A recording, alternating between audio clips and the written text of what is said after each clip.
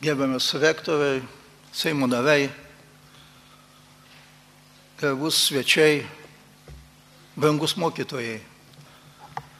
Man didelė garbė dalyvauti šioje puikoje konferencijoje.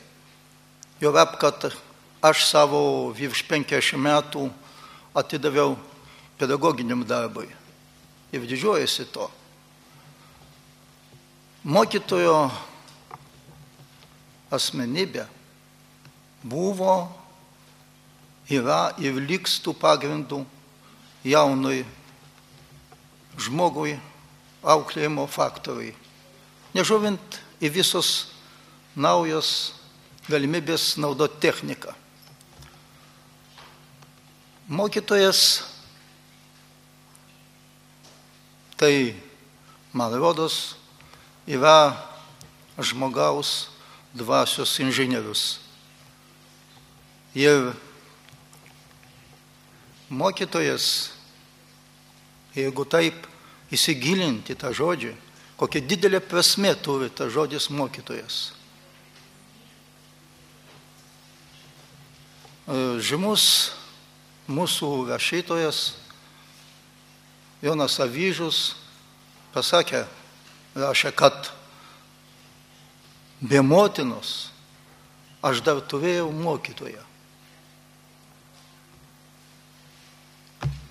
Prūsų ir Prūsų ir Vokietijos geležinis kancleris Otas von Bismarckas, nagrinėdamas tą didelį karą tarp Prūsijos ir Prancūzijos 1871 metais, pažymi, kad Prūsai laimėjo karą ne dėl ginklų, o karą laimėjo prūsų mokytojas. Tai būtent matom per amžių vaidmuo mokytojo turėjo didelę reikšmę. Muzikos mokytojas užėmė ypatingą vietą mokykloje. Jam tiesiog yra atiduotas tų vaikų, paauglių sieros, kurias jis turi auklinti. Ir būtent man rodos, kad muzikos mokytojas gali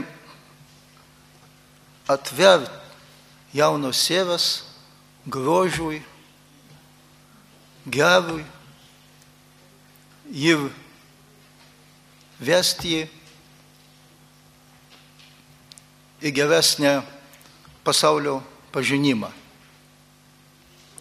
Muzikas mūsų apsumpa nuo pačios vaikystės iki paskutinios gyvenimo minutės.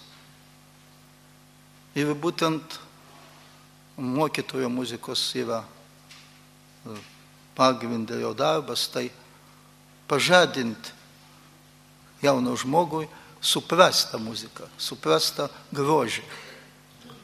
Ir galvoju, kad ir tikiu, kad šiandien ta konferencija kaip tik paskatins bendradarbiavimai mokytojų tarp savęs, galės pasidalinti patirtimi.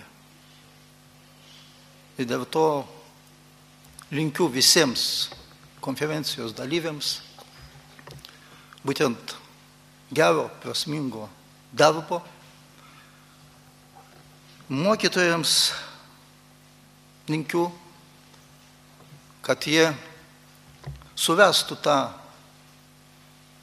galbūt vienintelę giją į mokinio širdis, kuri įves jį į tą stebuklingą meno pasaulį.